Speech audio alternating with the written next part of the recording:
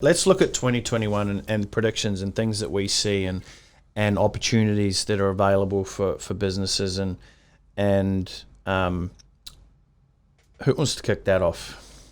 Well, I think you're right. I think we have sort of touched on a few of those themes throughout, and so I don't think there's anything new really to discuss here. Maybe just an expansion of what we've already discussed. But we've spoken about purpose and human connection. And I think that's a very important thing. And an easy example to relate that to might be, if I'm going online to buy a T-shirt, I'm looking at the delivery date, and I want to make sure that I'm buying from somebody who can get it to me tomorrow or the day after, or somebody who I can go to a store and collect that from. Whereas what it may now be more in tune of, well, I want to buy from the guy that shares similar values to me, or somebody who's going to do the right thing socially, for instance, or somebody who is not going to add to a problem. I think what 2020 has really shown us is that consumers, particularly millennials and younger audiences that are now starting to flex their financial muscle in market, are really highlighting to the world at the moment that, you know what, if your brand doesn't align to my key beliefs or core beliefs or my core ideologies, I'm not going to support your brand. And that's a paradigm shift because before we probably didn't care so much. So let me play a bit of devil's advocate on that, because and I see where you're coming from, and you're right in many cases what it seems to be like in the millennial world.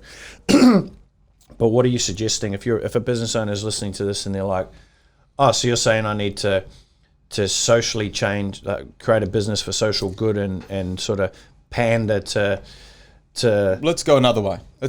So we work with a number of different brands, and over the last few years, the idea of vegan and cruelty-free in certain industries have become very important. And I would flip that around and say, well, if you're in those industries in 3 or 4 years' time and you're not vegan or cruelty-free, you're probably out of business, right? So they become hygiene factors. So I'm not talking about jumping onto a fad or jumping on the back of a social cause, having a Black Lives Matter logo on everything that you do, or being necessarily eco-friendly. But I guess if I had to put it a different way, what I would be talking about is authenticity. It's more about distribution now and about having an authentic connection with your customers and being able to speak the same language. And unless you're doing that throughout your entire business, your ability to hit the mark with your audiences and meet those targets become diminished. So how does someone then, because this sort of ties back into, I think, my first starting point for 2021 is you need to put your business, your product, your service under a microscope and fully look at all avenues of it and see is it in true alignment. So let's say, for example, someone's wanting to revisit their authenticity. Where do they start? What do they do? What do they think about? What sort of questions they need to be asking themselves? Well, a lot of that's internalised and what's important to them as well. And some of these brands are mum and dad brands, some of them are small businesses, some of them are enterprise level organisations that you can't do that from.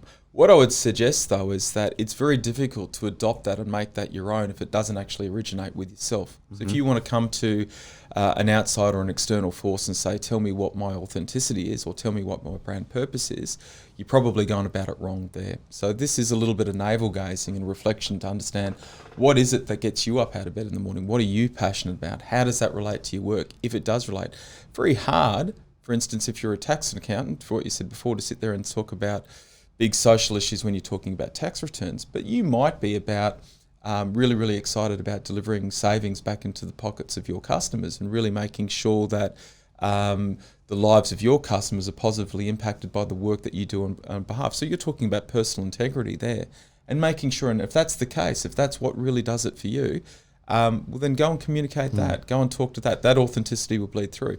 And that talks to the phrase I've already said with Claxon is we don't build ads, we build businesses, right? Which means something completely different. Tax return, an accountant, if they're truly connected with what they're doing, they don't do tax returns. They put money back in your pocket, right? So it's that connecting to the greater purpose of your business.